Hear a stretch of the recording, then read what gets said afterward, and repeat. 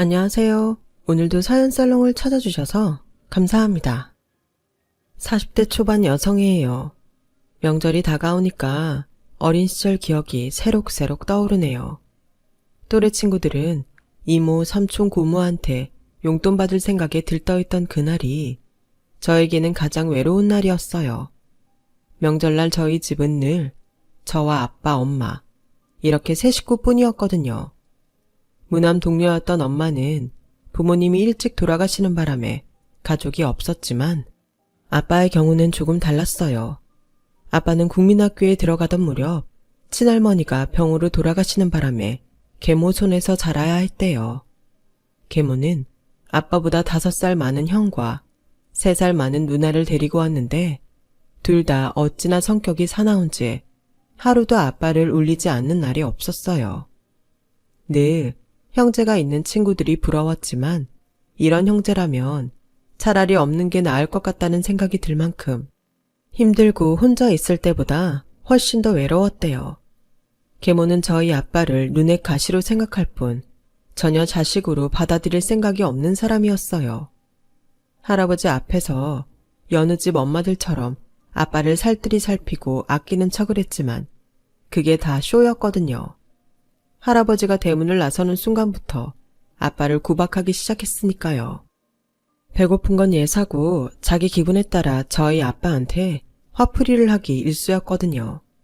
할아버지가 돈 많은 사업가긴 했지만 근검절약이 몸에 밴 분이라서 계모의 씀씀이에 불만이셨나 봐요. 그래서 두 분은 돈 문제로 자주 말다툼을 벌이셨는데 그럴 때마다 계모는 저희 아빠를 괴롭혔던 거죠. 영문도 몰랐던 아빠는 계모와 의붓 형제들이 있는 집에선 마음 들 곳이 없어서 가출을 밥 먹듯 하곤 했었답니다. 그렇게 밖으로만 돌던 아빠는 결국 할아버지와 점점 멀어지게 되었고 부자지간은 남보다 못한 사이가 되고 말았던 거죠. 대입에 실패하자 할아버지는 아빠를 군대에 보내버리셨어요. 군대에 갔다 오면 정신을 좀 차리지 않을까 생각하셨던 거죠. 하지만 그게 마지막이 될 줄 누가 알았겠어요. 아빠가 군에서 상병을 달던 무렵 할아버지께서 갑자기 세상을 떠나셨거든요. 아무리 눈만 마주쳐도 으르렁대던 부자라곤 해도 세상 유일한 혈육인 부친이 돌아가시자 아빠는 신체의 일부가 떨어져 나가는 것처럼 고통스러웠대요. 살아계실 때 말썽만 부렸던 게 죄송해서 더 그랬을 거예요. 하지만 슬픔이 채 가시기도 전에 아빠는 생각지도 못한 상황을 맞게 됐어요. 제대 후 집에 돌아와 보니 낯선 이들이 아빠 집에서 살고 있더라지 뭐예요. 계모가 형만 누나만 데리고 몰래 이사를 가버렸던 거예요. 어렵게 수소문에 계모를 찾아갔더니 오히려 당당하게 그러더래요. 네 아빠도 죽고 없는 마당에 내가 전처자식까지 끼고 살아야겠니? 그동안 내가 너 때문에 마음고생한 것만 생각하면 이가 갈려 아주. 네 아빠가 그렇게 일찍 죽은 것도 따지고 보면 네가 속을 썩여서 그런 거야. 네 놈이 날 과부로 만든 거라고. 그러니까 내 집에서 당장 나가. 어차피 너도 날 엄마로 생각한 적 없었잖아.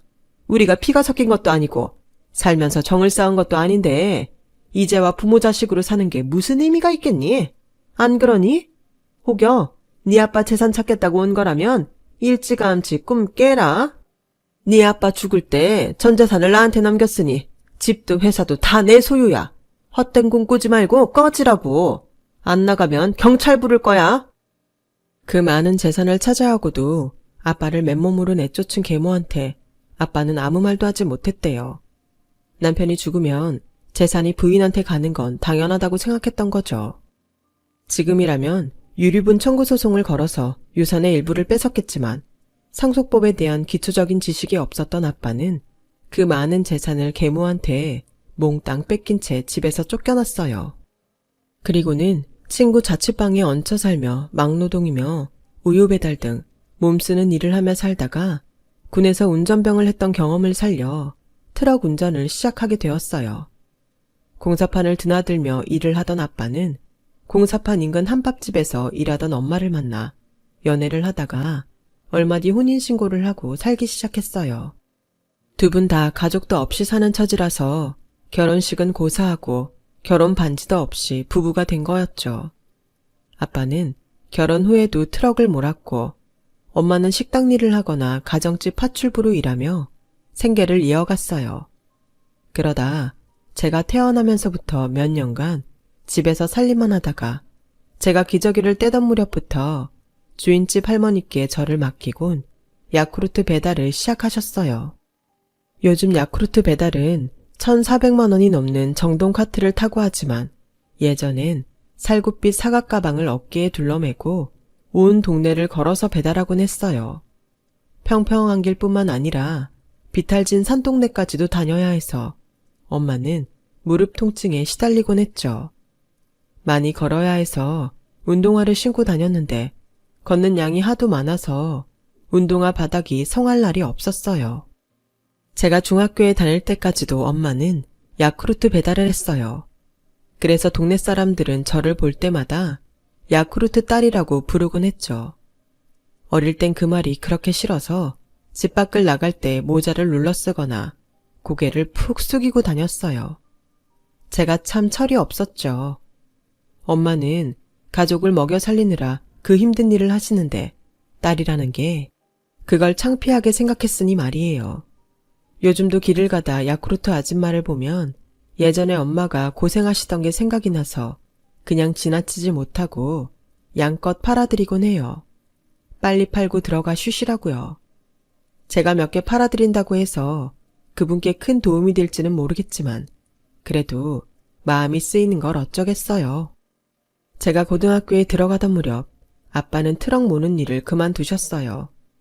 장시간 운전을 하다 보니 건강이 많이 안 좋아지셨거든요. 운전 외에는 딱히 기술이 없었던 터라 다른 일자리를 구하기도 어려워서 그동안 모아둔 돈에 대출을 받아서 분식집을 차리셨어요. 엄마 음식 솜씨가 좋은 편이라 주방은 엄마가 맡고 서빙과 잡일은 아빠가 도맡아 하게 되었죠. 근처에 중고등학교가 있어서 손님의 대부분들이 학생이었어요. 주말엔 저도 가게에 나가 가게 일을 돕곤 했었죠. 장사는 그런대로 되는 편이어서 저희 세 식구 먹고 사는 걱정은 하지 않아도 되었어요. 그런데 제가 고1이던 그해 겨울 사건이 터지고 만 거예요. 대한민국 사람이라면 다 아는 바로 그 외환위기가 불어닥친 거죠. 은행 대출 이자는 천정부지로 오르고 시중엔 돈이 씨가 마르는 상황이 벌어져서 경기가 얼어붙고 말았죠. 가게를 차릴 때 은행에서 대출을 받은 부모님은 갑자기 오른 대출 이자를 갚느라 전전긍긍하셨고 그나마도 얼마 안 돼 대출금 상환을 하라는 독촉까지 받게 되었어요. 이제 겨우 가게가 자리를 잡아가는 시점에 매출은 떨어지고 나갈 돈은 눈덩이처럼 늘어나니 어쩌겠어요. 부모님은 빚 때문에 가게를 정리하고 다시 일자리를 찾아 나서야만 했죠. 부모님은 제게 등록금 걱정 말고 공부 열심히 해서 대학 갈 생각만 하라고 하셨지만 당장 먹고 살 길이 막막한데 그게 말처럼 쉽게 되나요? TV를 틀면 잘 나가던 기업이 갑자기 부도가 났다거나 가장들이 투신했다는 뉴스만 흘러나오는 시절이었으니까요. 그 시절에도 돈 있는 사람들은 남들의 불행을 밟고 돈을 쓸어 모았다지만 저희 집처럼 없이 사는 집 사람들은 당장 먹고 살 걱정이 앞설 뿐이었죠. 아빠는 다시 트럭이라도 몰려고 자리를 알아보셨지만 경기 침체로 건축시장도 얼어버려서 자리는 쉽게 나지 않았어요. 엄마는 다시 파출 일을 시작했고 식당 설거지며 보따리 장사까지 돈 되는 일이면 뭐든 하셨어요. 그러다 동대문 시장 근처에 식당 주방 아줌마로 취직을 하셨고 가게 사장님 도움으로 아빠도 근처 시장에 취직을 하게 되셨어요. 동대문 도매시장에서 옷을 배달하는 지게 일을 하게 되셨거든요. 당시 도매시장에서는 길 건너 두타나 밀리오레에 옷이랑 물건을 보낼 때 지게꾼을 불러서 배달했는데 저희 아빠가 그 일을 하게 된 거였죠. 그걸 몰랐던 저는 친구들을 따라 밀리오레에 옷 구경을 하러 갔다가 옷보다리를 지게에 지고 후문으로 들어서는 아빠를 보게 되었어요. 너무 당황해 얼른 화장실에 숨었는데 다행히 아빠는 저를 못 보셨을 거예요. 아빠가 창피해서 숨었던 건 아니에요. 오히려 그 반대였어요. 아빠가 저를 보면 창피해 하실까봐 그 걱정에 숨은 거니까요. 그동안 저는 아빠가 배달 일을 한다고 하셔서 차로 짐을 옮기는 일인 줄 알고 있었거든요. 그런데 지게를 지고 그렇게 힘들게 돈을 벌고 계셨다니 너무 죄송해서 눈물이 나더라고요. 엄마 아빠가 힘들게 사시는 게 마치 저 때문인 것만 같아서요.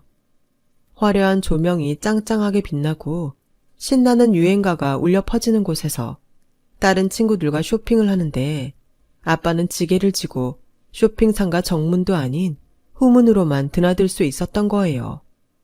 한겨울에도 땀을 뻘뻘 흘려가며 양 어깨에 가장의 무게를 짊어지고 밤낮으로 뛰어다니셨던 거죠. 그 모습을 본 이후로 저는 정신을 차리고 공부를 했어요. 성공해야 내 부모님을 가난에서 구할 수 있을 거란 생각으로요. 그러기 위해서는 좋은 대학에 들어가 번듯한 회사에 취직을 해야 한다고 생각했거든요. 왜 그렇게 부모님이 제 대학 진학을 바라셨는지 그제야 알 것 같았어요. 배운 거 없는 당신들처럼 고생하고 살지 않기를 바라는 마음을요. 아마 그날 그곳에서 아빠를 보지 못했다면 저는 대학에 들어가지 못했을지도 몰라요.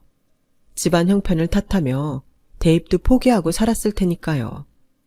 대학에 입학한 저는 매학기 장학금을 타기 위해 죽어라 노력했어요. 밥값이랑 차비를 벌기 위해 과외도 하고 학원 아르바이트도 했죠. 방학 때는 카페나 호텔 뷔페에서 서빙 아르바이트도 했어요. 고생하시는 부모님을 생각하면 집에서 편히 지낼 수만은 없었거든요. 덕분에 지금도 생활력은 누구보다 강한 편이랍니다. 대학을 졸업하자마자 바로 취업에 성공한 저는 첫 월급을 받자마자 부모님께 몽땅 드렸어요. 그동안 여행 한번 제대로 못 가고 일만 하고 사신 두 분이 안타까워서 늦었지만 이제라도 신혼여행을 다녀오시라고 드린 거였죠. 우리 딸이 힘들게 번 돈을 어떻게 놀러 가는데 쓸 수가 있겠니? 이건 엄마가 잘 맡아뒀다가 나중에 너 시집갈 때 혼수 비용에 보탤게. 돈은 또 벌면 되지만 추억은 돈으로 살 수 없는 거잖아. 일상에 한 번뿐인 신혼여행이라고. 이번이 아니면 언제 가보겠어. 혼수는 때가 되면 내가 알아서 준비해 갈 테니까 걱정 말고 이번엔 내 말 좀 따라줘. 자식이 부모한테 처음 하는 효도여행인데 그것도 안 받아줄 거야? 그러지 말고 그냥 다녀와. 한참을 닥달한 끝에 부모님은 늦은 신혼여행을 떠나기로 하셨어요. 처음엔 안 가겠다고 버티던 엄마도 여행 떠날 날이 다가오자 설레서 밤잠도 설치시더라고요. 그간 부모님한테 변변히 해드린 것도 없어서 늘 죄송했는데 조금이나마 마음의 빚을 갚는 것 같아서 어깨에 힘도 들어가고 기분이 좋더라고요. 부모님들은 늘 자식한테 아낌없이 주시면서 받는 건 왜 그리 미안해 하시는지 정말 모르겠어요. 당당하게 받으셔도 되는데 말이죠. 그 후로도 저는 월급의 절반가량을 매달 엄마한테 가져다 드렸어요. 일 좀 줄이고 편하게 사시라고 그랬던 건데 부모님 마음을 그렇지 않았던 모양이에요. 옛말에 남편이 벌어다 주는 돈은 앉아서 받아도 자식이 벌어다 주는 돈은 서서 받는다고. 저희 부모님도 그와 비슷한 생각을 하셨던 것 같아요. 제가 드리는 돈은 한 푼도 안 쓰시고 저 몰래 꼬박꼬박 저축을 하셨거든요. 언젠가 저를 위해 쓰시려고요. 직장 생활을 하면서 여유가 생긴 저는 대학 시절 못해본 것들을 할 수 있었어요. 그중 하나가 연애였죠. 직장 동료가 주선한 소개팅에서 만난 남자와 연애를 시작했고 3년 연애 끝에 결혼 얘기가 오가게 됐어요. 남자친구 집은 저희 집에 비해 훨씬 잘 사는 편이었는데도 근검절약이 몸에 밴 사람이었어요. 직장에서 평판도 좋고 대인관계도 원만해서 주위에 사람들이 꼬이는 타입의 남자였죠. 내성적인 저와는 반대였어요. 어쩌면 저와는 상반된 모습에 반했던 건지도 모르겠네요. 유일한 단점이 있다면 항상 좋은 게 좋은 거란 생각으로 산다는 거였죠. 남한테 싫은 소리를 안 해요. 누가 봐도 불공평한 처우인데도 분란 일으키기 싫어서 참고 넘기는 편이었거든요. 어떻게 보면 사람이 좋아서 그런 거라고 넘길 수도 있는 일이지만 옆에서 매번 저까지 덩달아 손해를 보다 보니 가끔은 짜증이 나기도 했어요. 그래도 단점보다 장점이 많은 사람이라 그런 사소한 단점은 극복할 수 있을 거라고 생각했죠. 그땐 그이의 이런 성격 때문에 어떤 일이 벌어질지 몰랐으니까요. 부모님께 결혼 얘기를 꺼내자 엄마는 그제서야 그동안 서랍에 넣어두었던 통장을 제게 건네셨어요. 이제야 이 돈이 제 몫을 하겠구나. 그간 네가 열심히 번 돈이야. 부모가 돼서 딸 자식 결혼하는데 변변한 혼수도 못 해주고 네 손으로 벌어 시집가게 해서 미안해. 주변 사람들 보니까 딸 시집 보낼 때 돈이 꽤 든다고들 하던데 이걸로 될지 모르겠네. 모자라는 건 엄마랑 아빠가 어떻게든 보태줄 테니 너무 걱정하지 마. 없이 사는 부모 때문에 시댁에서 책 잡히면 안 되잖아. 그런 걱정 안 해도 돼. 정훈 씨네 집은 우리보다 훨씬 근검절약하는 집이라 혼수나 예단으로 트집 잡힐 일 없으니까. 그동안 내가 적금 들어 놓은 것도 있고 정 안 되면 대출 좀 받아도 되니까 돈 걱정은 하지 마세요. 그때까지만 해도 저는 시댁 식구들의 본 모습을 제대로 알지 못했기에 결혼을 만만하게 보고 있었어요. 하지만 시댁에 인사를 드리러 가서야 그동안 내가 참 어리석은 생각을 해왔다는 걸 알 수 있었죠. 시댁에 도착하자마자 어머님은 제게 상 차리는 것 좀 도와달라며 은밀히 주방으로 부르셨어요. 그리고는 거실에 새어나가지 않도록 속삭이듯 말씀하셨죠. 너도 알다시피 우리한테 자식이 청훈이밖에 더 있니? 그러니 결혼식만큼은 남 보란 듯이 제대로 치르고 싶구나. 개모임에 나가보니 요즘은 며느리가 시어머니한테 명품백 하나쯤은 기본으로 해준다고 하던데 너도 알고 있지? 그래서 말인데 나도 남들 드는 명품백 정도는 받아야 된다고 생각하는데 넌 어떻게 생각하니? 니네 형편 아는데 에르메스까지는 안 바란다. 그냥 저렴하게 샤넬이랑 구찌백으로 하나씩 해오거라. 넘버는 내가 문자로 넣어줄 테니까 꼭 그걸로 사와야 해. 그리고 이건 네 시아버지한테는 비밀로 해야 한다. 알았지? 어머님은 그동안 꼭꼭 숨기고 있던 욕망을 저를 통해 이루려고 하셨어요. 그런데 그건 어머님뿐만이 아니었어요. 식사를 마치고 다가를 준비하는데 마당에서 아버님이 저를 부르시더라고요. 얘 아가, 듣자니 요즘은 예단으로 시부모가 원하는 걸 해온다고 하던데 너도 알고 있지? 그래서 말이다. 혹시 내 걸로 생각해둔 게 없다면 골프클럽 풀세트랑 백을 해줬으면 하는데 말이다. 명품까지는 안 바라고 그냥 남들 보기에 창피하지 않을 정도로만 해오면 된다. 왜 그런 말 있잖니? 모든 운동은 장비빨이라고. 예전엔 몰랐는데 나이가 들어 그런가 요즘 들어 장비 욕심이 들지 뭐니. 늙어서 주책이라고 생각해도 어쩔 수 없다만 네 시어머니한테는 비밀로 해줬으면 좋겠구나. 근검절약은 개뿔.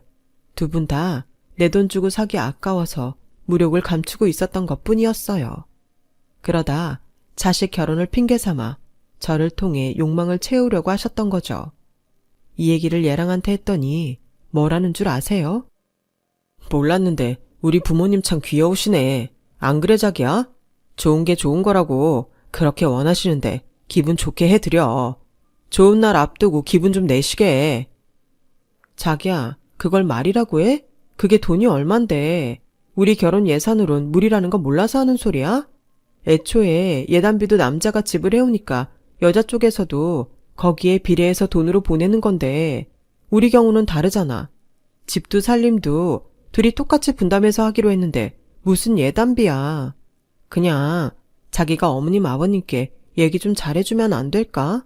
나중에 우리 살림 좀 나아지면 그때 해드리겠다고 말이야. 그랬더니 얘랑이 입을 삐죽거리며 인상을 쓰더라고요.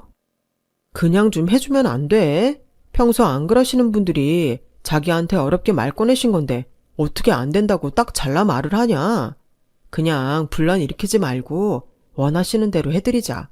자기야, 응? 얘랑은 이번에도 대충 애교를 떨며 넘어가려고 했어요. 그놈의 좋게 좋게 하자는 말에 저는 등골이 휠판인데 말이죠. 하도 답답해서 엄마한테 그 얘기를 했더니 그럼 시부모님 선물은 엄마랑 아빠가 해주시겠다고 하더라고요. 그 말을 들으니 더 속상했어요. 똑같이 자식 낳아 애지중지 키웠는데 누군 명품백에 골프채 풀세트까지 받는데 누구는 아무것도 못 받고 그 돈을 내게 됐으니 말이에요. 그래서 다음 날 얘랑을 만나 저도 제 부모님 선물을 해달라고 했어요. 우리 엄마도 다이아 반지 해줘. 우리 아빠는 안마의자 하나 해주고. 그럼 나도 자기 부모님 선물해줄게. 대충 가격도 비슷하니까 자기도 이 정도는 해줄 수 있지? 못하겠다고만 해봐. 나도 가만 안 있어. 그렇게 해서 우리 부부는 양가 부모님 선물을 사느라 생각지도 않았던 지출을 하게 되었어요. 엄마한테는 회사에서 결혼 축하금이 생각보다 많이 나와서 시부모님 선물은 제가 할 수 있겠다고 말씀드렸죠. 생각지 못한 지출 탓에 우리는 결국 전셋집을 포기하고 월세집에서 신혼을 시작하게 되었어요. 월세집을 탈출한 건 결혼 후 5년이 지나서였죠. 1 더하기 1은 1하지만 두 사람 벌이를 합해도 2배가 되지 않았거든요. 월급이 적어서가 아니라 결혼하고 보니 나가는 돈이 생각보다 많아서였어요. 대부분의 지출은 시댁 때문이었죠. 어머님은 마치 제게 돈을 맡겨둔 사람처럼 툭 하면 제게 장을 봐오라고 하시거나 지인들한테 보낼 생신 선물, 명절 선물 등을 사오라고 하시면서 단 한 번도 돈을 주지 않으셨거든요. 의뢰 그래도 되는 사람처럼 뻔뻔하게 나오시는 통에 삥 뜯기는 기본으로 심부름을 하곤 했어요.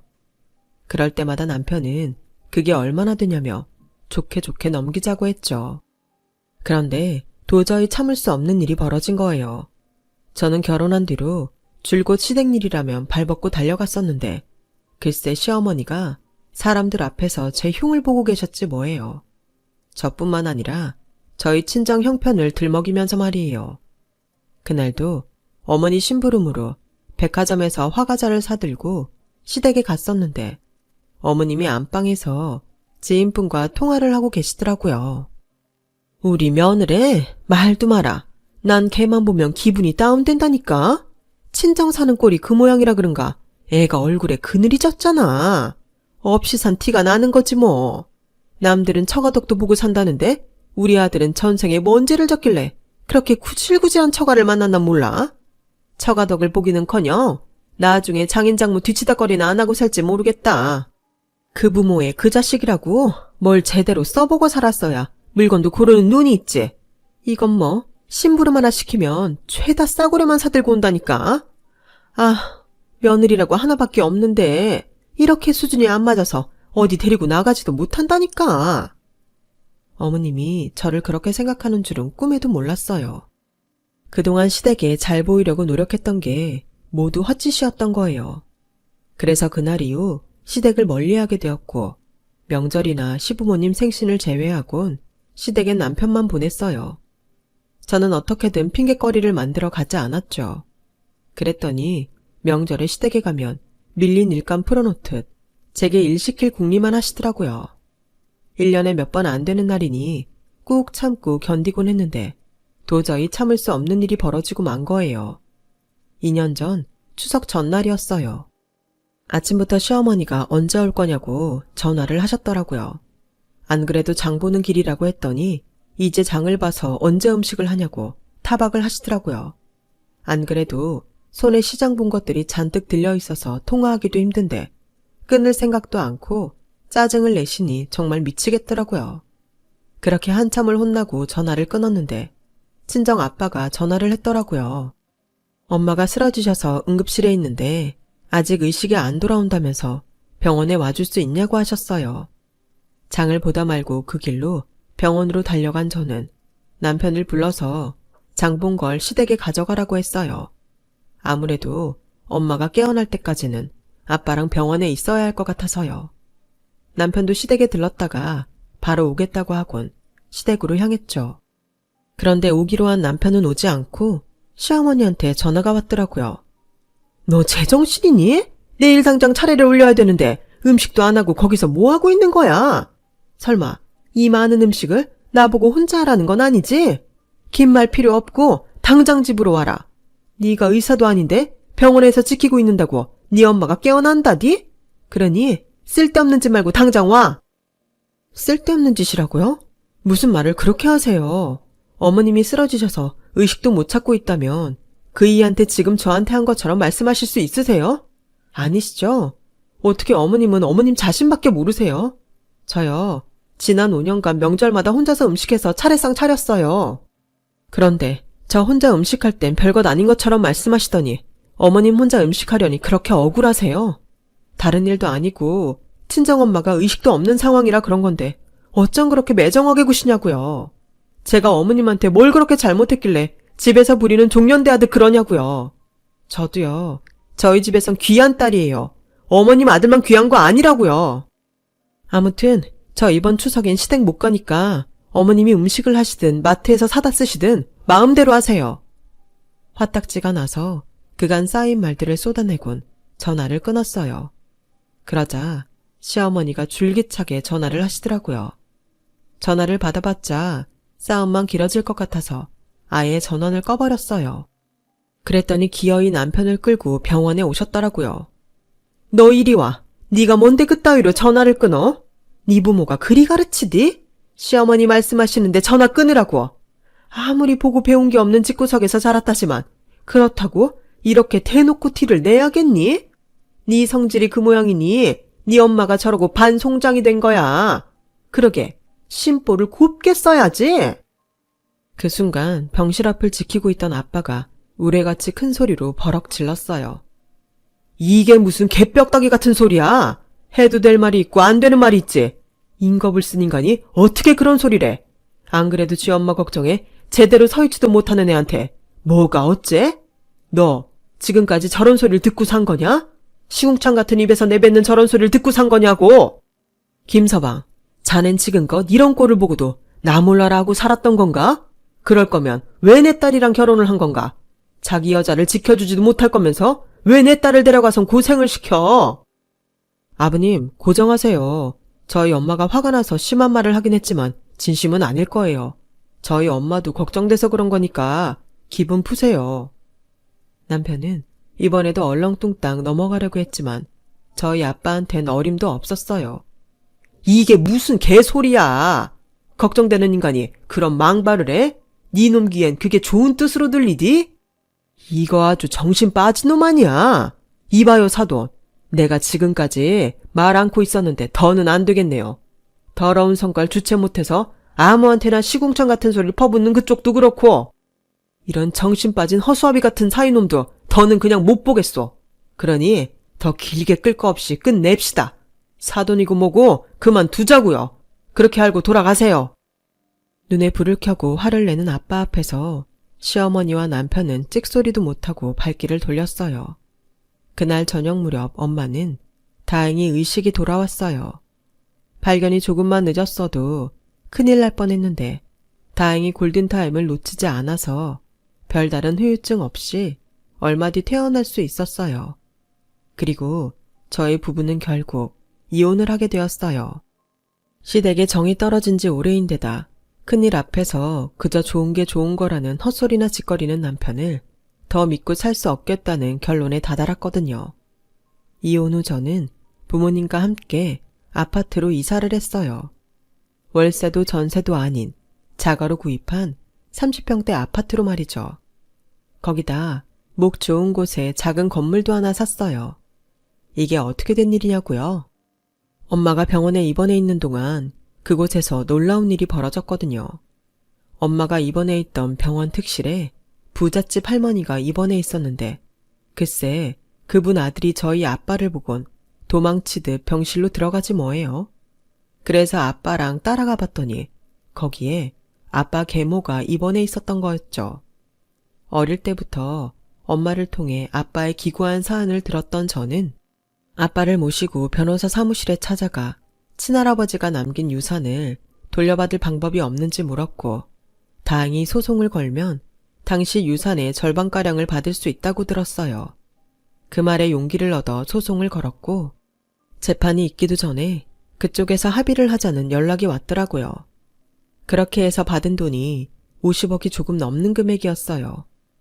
물론 소송을 통해 더 많은 돈을 받을 수도 있었겠지만 그동안 없는 셈치고 살았던 돈을 받겠다고 언제 끝날지도 모를 소송에 매달리느니 50억을 받고 끝내는 게 낫겠다 싶어서 그러기로 했죠.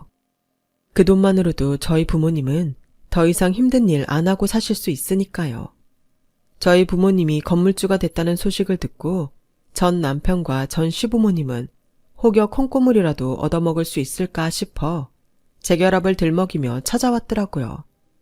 그동안 병상에 누워있느라 제대로 복수를 못했던 엄마는 그 집 식구들을 보자마자 달려들어가 소금을 가져와 생선에 뿌리듯 사정없이 뿌려댔어요. 어쩌냐? 니년이 말한 반송장이 멀쩡히 살아났으니 한 번만 더 내 딸 앞에 뻔뻔스런 낯짝 들고 찾아오기만 해봐라. 내가 니들을 반송장 만들어줄 테니 당장 꺼지지 못해. 끝까지 체면국이고 소금에 푹 절여진 전 남편과 그의 부모는 도망치듯 엘리베이터에 몸을 실었어요. 그게 벌써 10년도 더 된 일이네요. 저는 여전히 재혼을 안 한 채 부모님과 함께 살고 있어요. 여전히 회사에 다니면서 휴가 때는 부모님을 모시고 해외여행을 다니죠. 그 옛날 신혼여행을 갈 돈도 없었던 저희 부모님은 그 한풀이를 하듯 동남아는 물론 유럽 여행도 다니시고 전국 팔도 여행도 즐기시며 사세요. 비록 그 사이 많이 늙기는 하셨지만 그래도 아직은 장거리 비행기도 거뜬히 타시고 시차 적응도 거뜬히 하실 만큼 쌩쌩하시답니다. 지난 한 인생 힘겹게 살아오신 부모님이 오래오래 건강하시길 바랄 뿐이에요. 지금까지 제 사연을 들어주셔서 감사합니다. 건강하시고 행복하세요. 여러분, 사연 댓글에 응원과 현명한 조언 부탁드려요. 좋아요와 구독은 저에게 큰 힘이 됩니다. 오늘도 좋은 일 가득하세요.